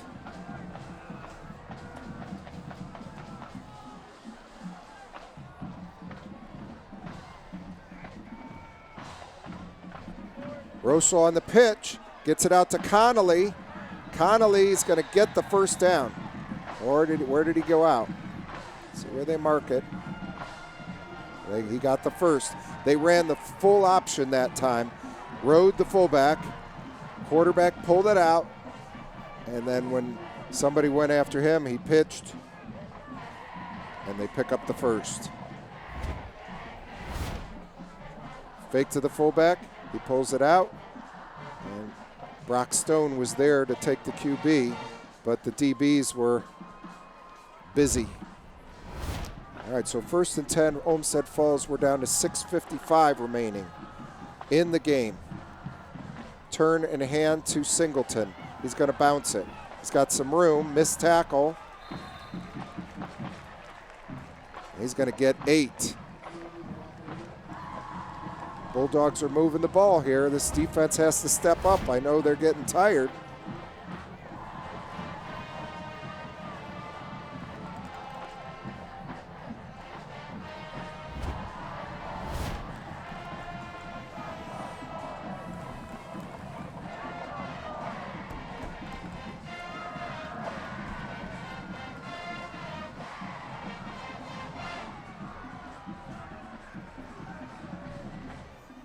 Hand to Singleton up the middle. He's got the first. That'll move the sticks. They stop the clock while the chains move in high school football.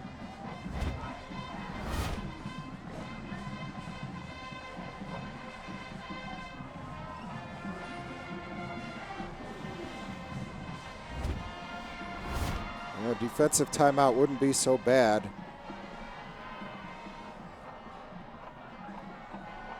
You see your defense getting tired. Rosso, the counter. Connolly coming back this way. He's got room. And he's got 10 yards.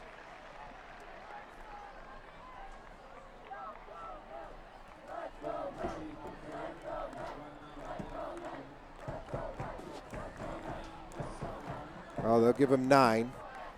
2nd and 1. And the D's got their hands on their hips.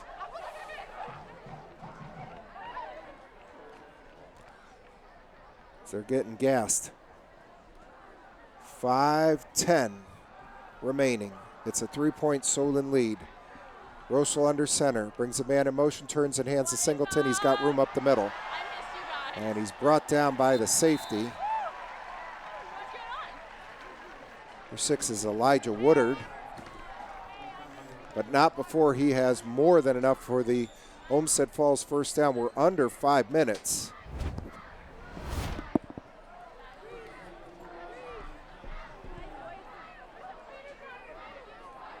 They need a strip.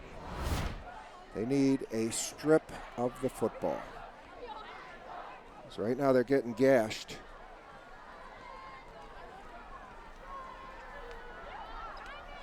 Rosso brings him out.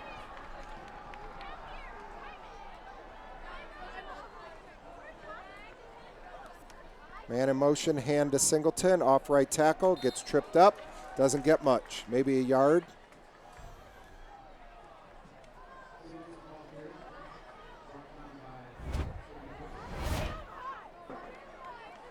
Bush taking on 2 or 3 tacklers there and piling that play up.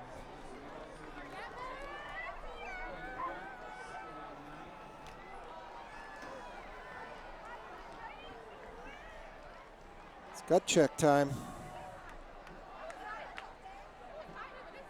Same formation. Man in motion. Give to Singleton. Oh, they kept it. Pitch out to Connolly. And that's what that fullback dive does for you. You get people starting to think like, oh, there's the dive again, and then you pull it out. And they got 1st and goal at the 10. We're down to 3:30, and Solon has to start thinking about using timeouts to hang on to some clock.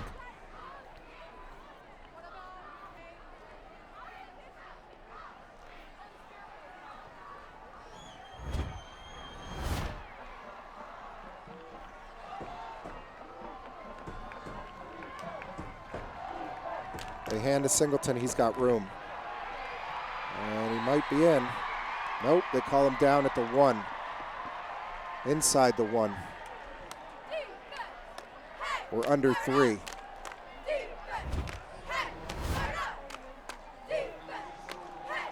Here's where you just might want to let him score.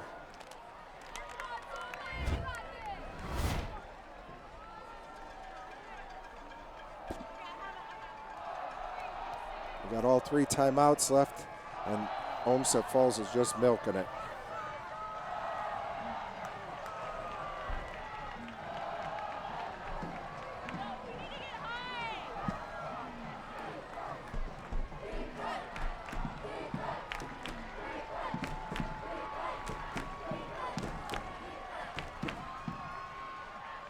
He's in.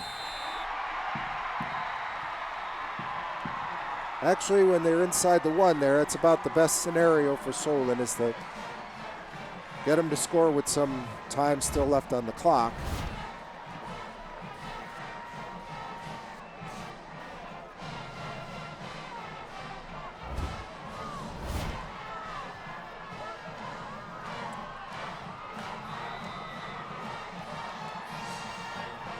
Try for point. Put him up 4. High snap. He bobbles it. And they will not make the point. So now a field goal will tie this thing up if Solon can move the football with 2:09 remaining. We'll see if the Bulldogs decide they're going to kick it deep. They have gotten burned twice by Braden Springer. We've seen a lot of high snaps again. We talked about how sloppy opening night can be.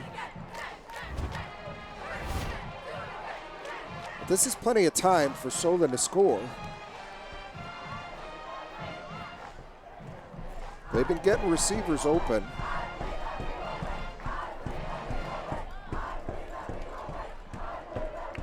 See what kind of return they can get here, and if the Bulldogs decide to maybe squib it. They've gotten burned twice.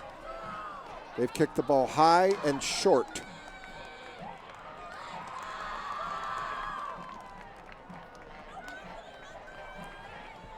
And Braden Springer has made him pay. He's back. Number 4, Braden Springer is back with number 1, Cooper Walker.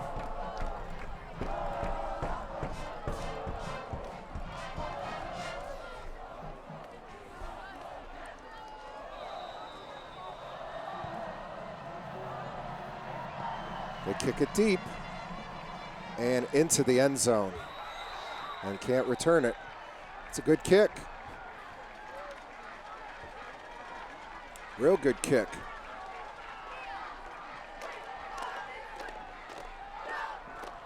So Solon has to start at their 20. 3 points will tie this.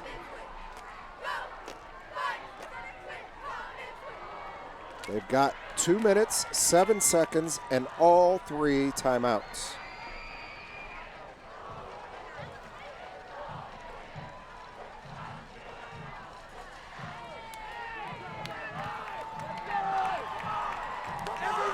Grafton is in at wideout. Nelson is in. And Miguel Sierra. Oh, goodness. Try a run on first down, and it blew up. Sharply lost 5.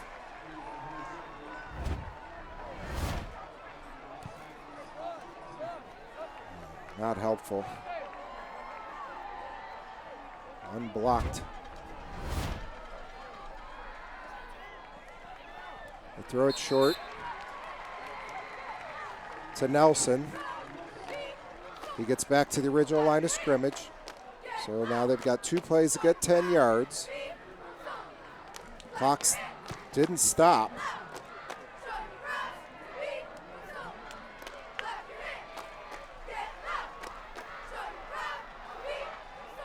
Sanders rolls. Has room. Throws. Caught. Sierra gets out of bounds. First down. 1:10 remaining. It's going to allow the offense here to reset. They're out at their own 33. Sanders does a good job here. It's not easy to stop your momentum and then throw a strike.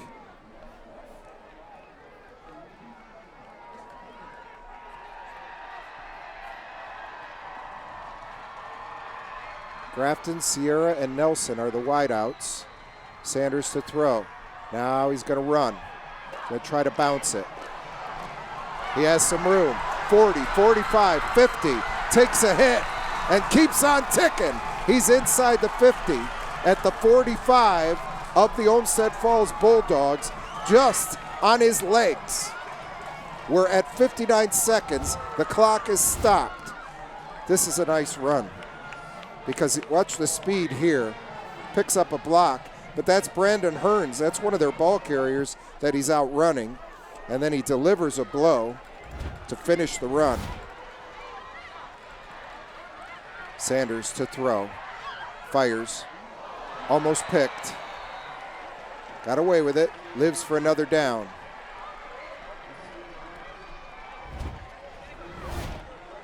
Threw it late. Got to try to throw the ball on time.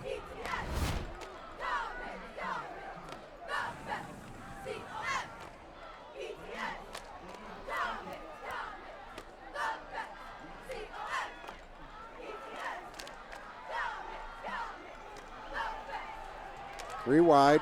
Sanders in the gun. He's offside. We got a flag.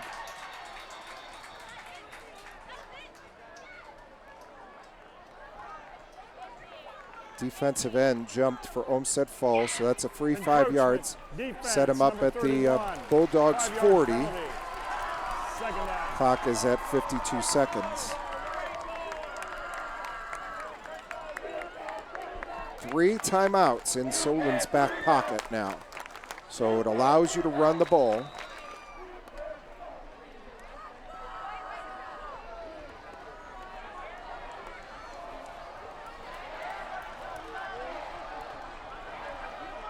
Sanders will roll and throw and complete it.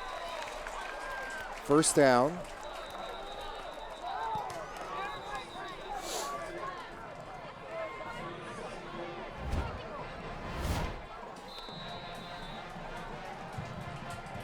Timeout, Comets. 45 seconds remaining. Timeout, Solon. They're first. Olmsted Falls Bulldogs 16. Solon Comets 13. Solon with the football. 1st and 10 at the Bulldog 35. Carter Wendt is the Solon field goal kicker, and tonight he's shown a strong leg. Not sure what his distance is, but right now it's a little too far, 52 yards. Don't want to put that kind of pressure on him. But they do have 1st and 10. Sanders needs to be smart with the football. I wouldn't mind. I mean, I'm standing up here, but QB draw. I'd like to see Sanders with the football, running it. So Solon with 2 timeouts remaining. Sharpley's in the backfield. Sivaram, easy for me to say. Keshav Sivaram, number 87, is in at tight end. Sierra, Nelson, and Grafton at the wideouts. Sanders with the ball, going to roll to his left. Now buys time the other way, is going to run it. It's going to get out of bounds, took a big hit, but got inside the 30. He's out at the 27. Clock will stop. Without the timeout, we're at 35 seconds. Sanders, this you can't teach. You cannot teach that sort of field awareness.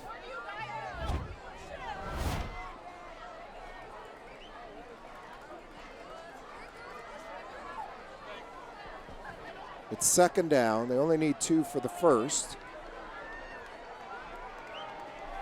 3 wideouts with Sivaram in the backfield and Sharpley. Snap to Sanders. Throws underneath. complete. Miguel Sierra has the football and is out of bounds at the 20, and the clock stops again. Jake Voigt, offensive coordinator for the Solon Comets, calling these plays. He does a terrific job.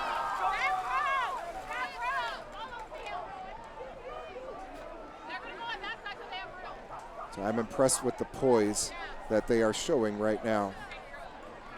Sanders, again, same formation. Takes the snap, has some pressure, wants to run, has some room, takes a hit, stays on his feet, gets knocked down at the 18.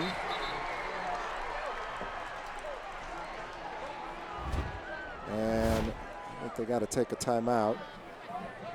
Timeout, Solon, their second. Tough kid. I'd like to see him use the pump fake there. When he has a chance, just a simple little full arm or half arm pump fake, and the defensive backs will stay at home. Just for a second, they'll hesitate. And then run the ball. Give him the pump fake and go.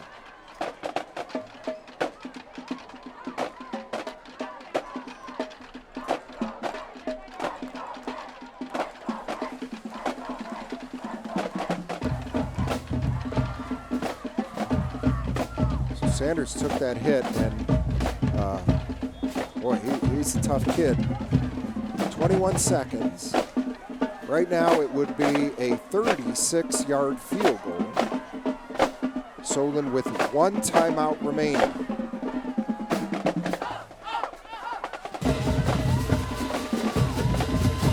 You got to be thinking field goal.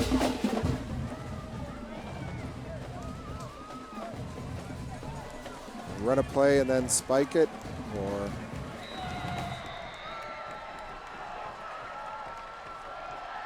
Sanders to throw, dishes it out to Sierra, who did not catch it. Forgot to catch the football. He went down to his knees, and he should have put his hands under the football.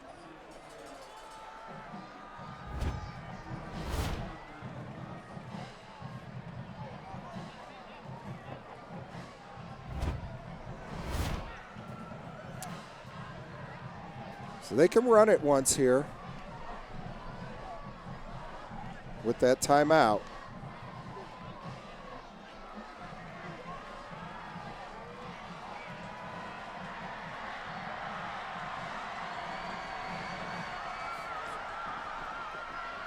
Can't take a sack. Okay, good job of getting rid of it. Can't take a sack. It'll be a 36-yarder to tie the game.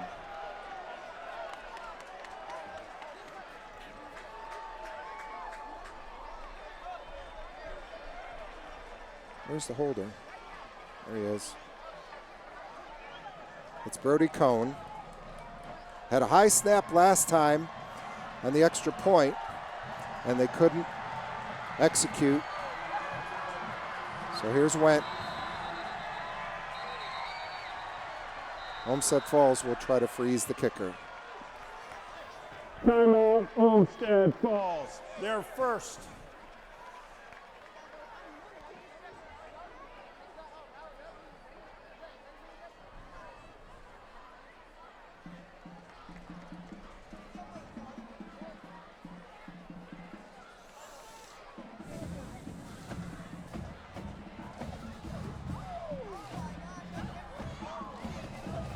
What is going on?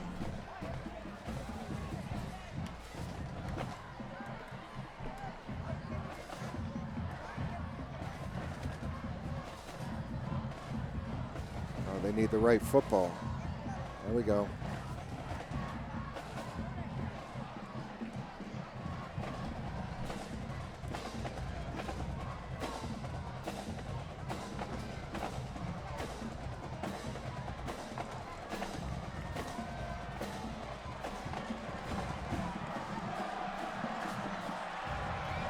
That's the kicking ball. They should allow them to put it in there. They're not.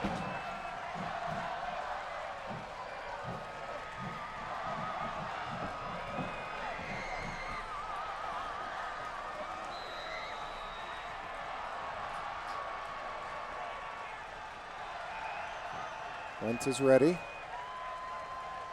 Snap is high. Blocked.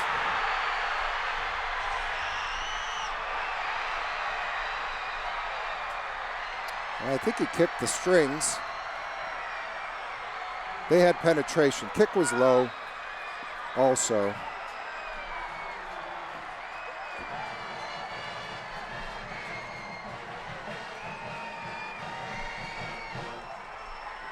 Tough loss, but I'll tell you what, this was a great first night for these Solon Comets.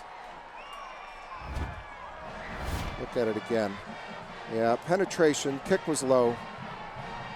Not sure if he didn't kick the strings.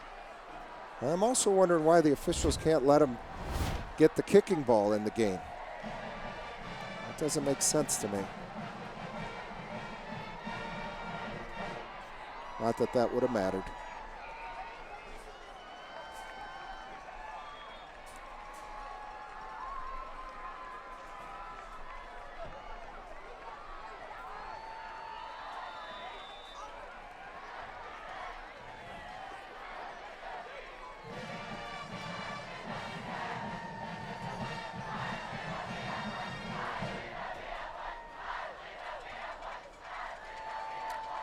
Olmsted Falls kneels on it, and that'll run out the clock. And the final score tonight here from Solon Stewart Field. Olmsted Falls 16, Solon 13. Next week, SETV will be here again at Stewart Field for the game between Solon and Strongsville. We'll see you then on SETV.